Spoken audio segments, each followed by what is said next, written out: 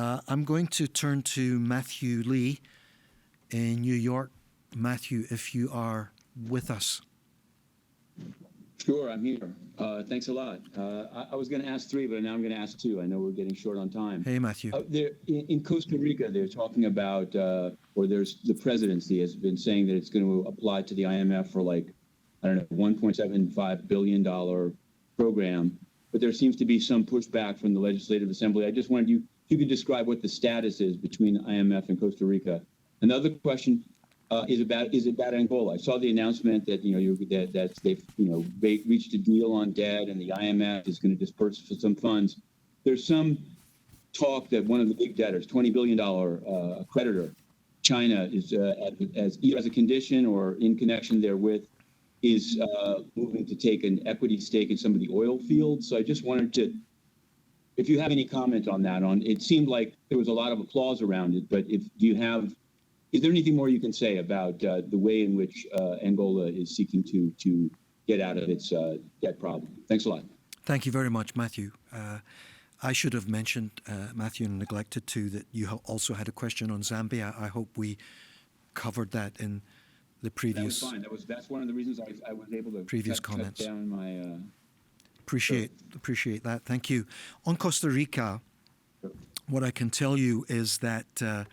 Well, you know this, but others may not be following it so closely, that our board has already approved Costa Rica's request for emergency financial assistance of about $504 million to help fight the pandemic, to direct resources to the health sector and social spending. Following up on that emergency financing, which was ratified by the Costa Rican Legislative Assembly at the end of August. Costa Rica, the government has formally requested the fund support through an extended fund facility. So this is additional to that emergency financing. And indeed, it would be in the region, as you said, Matthew, of around $1.75 billion to help with the authorities' broader economic plans to restore sustainable, inclusive growth while protecting the most vulnerable. So where are we? IMF staff and the Costa Rican authorities are in the initial stages of engagement on discussions around this extended fund facility. We commend the authorities' commitment to build consensus around that economic reform program through a broad-based political and social dialogue, and we look forward to deepening our discussions as the authorities continue to work on their policy plans. Let me add, Matthew, that the forthcoming Article 4 consultation and program discussions will focus. The priority will be protecting lives and livelihoods during this pandemic and working toward macro stability and the authorities' reform agenda.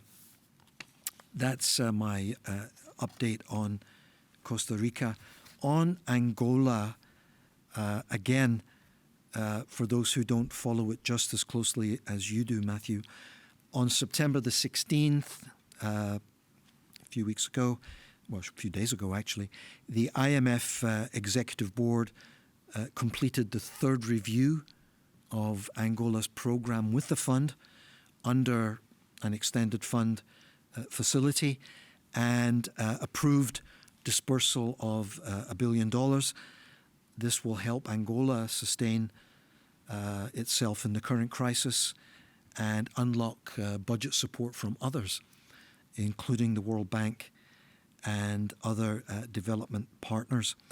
On your specific question on China and its efforts in Angola, Matthew, I'm going to refer you to China on those ones, to the Chinese authorities, because I think they're the best place to address those. But on a general note, and as I said earlier in a different context, we welcome China's support for the this CCRT, this Catastrophe Containment and Relief Trust, that's debt relief, immediate debt relief for the poorest countries in grant form. And we, again, welcome China's support for that, and as well as other countries, of course. And we welcome China's support and participation in the